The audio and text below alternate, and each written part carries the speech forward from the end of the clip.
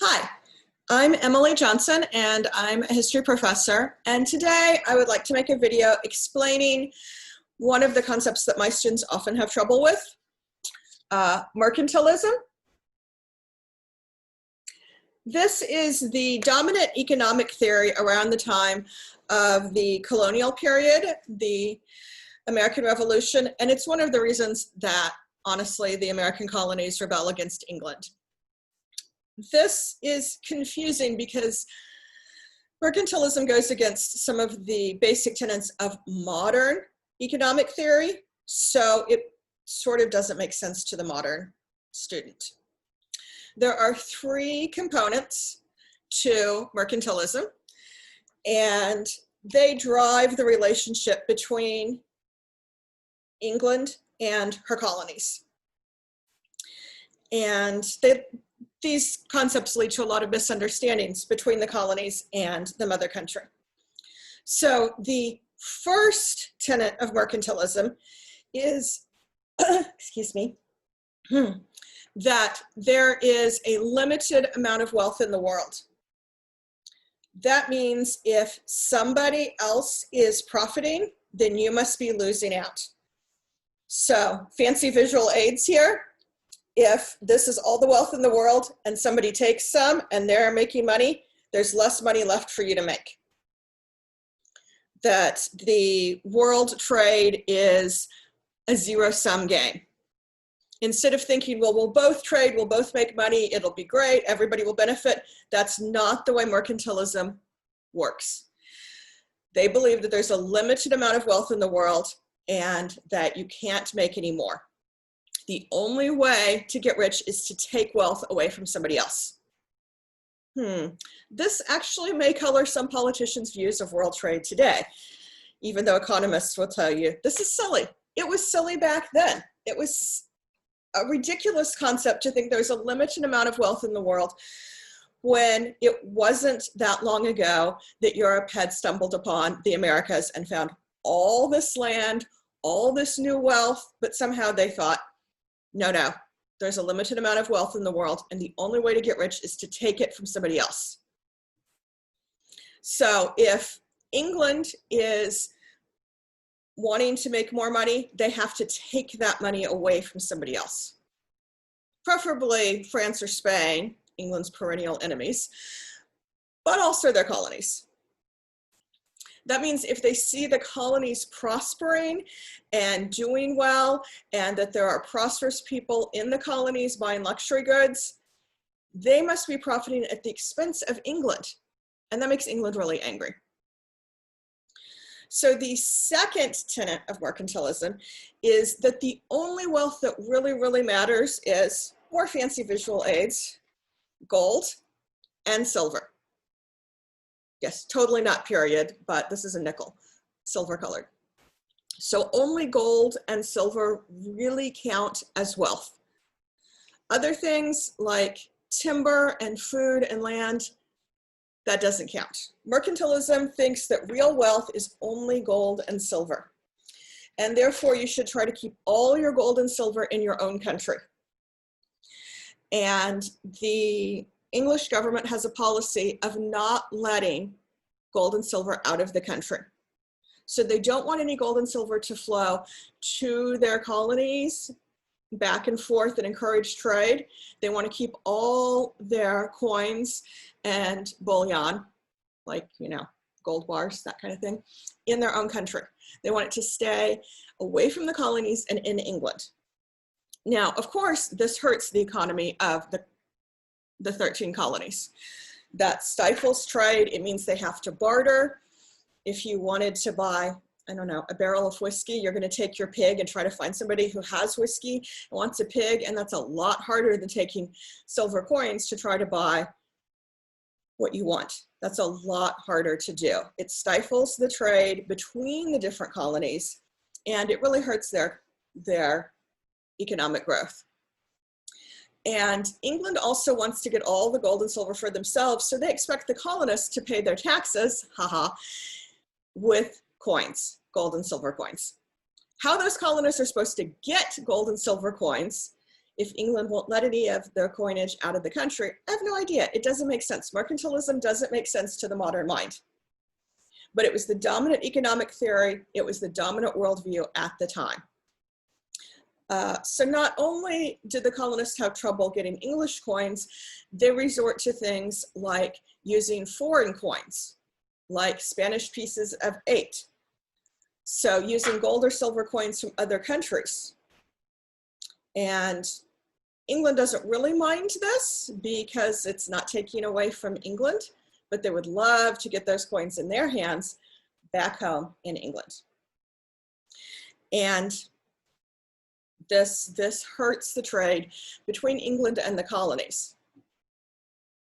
Because one of the things that England wants to do is, England is just at this point in like the baby stages of the Industrial Revolution.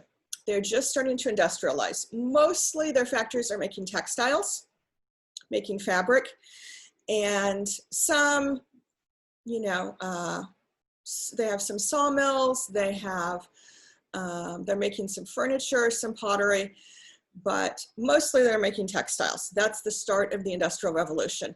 And their factories are so new and modern and efficient that they want to run their factories all the time and produce lots of goods, and they're producing so much fabric that everybody in England can't possibly buy it. So they want their colonies to buy their excess manufactured goods, preferably paying with real gold and silver, which leads us to the third point of mercantilism. The third part of mercantilism says that colonies only exist to benefit the mother country.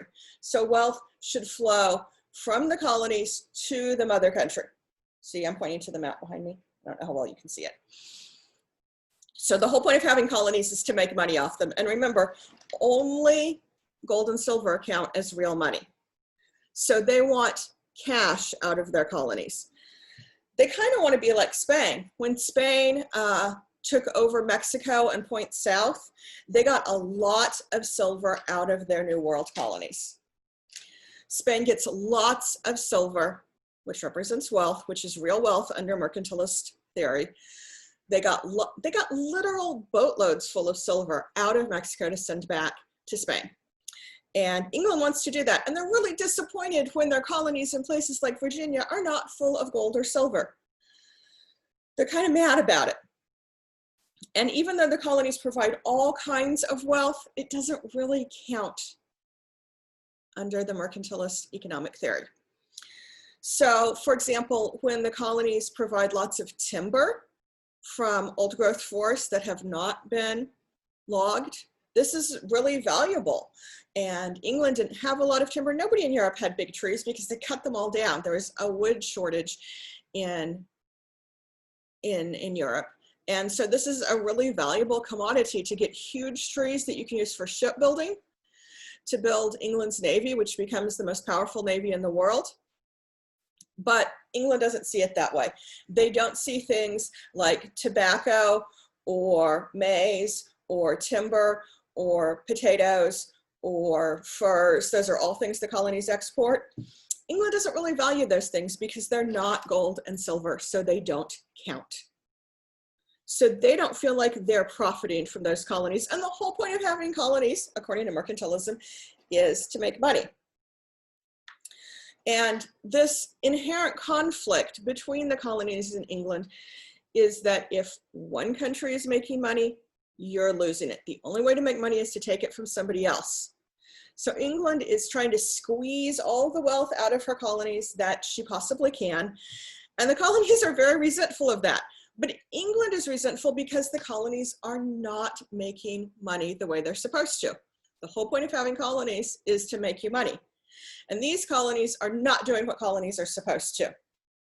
This tension is only made worse by mercantilist theory, and then it's further exacerbated by the French and Indian War, as it's usually called in the United States.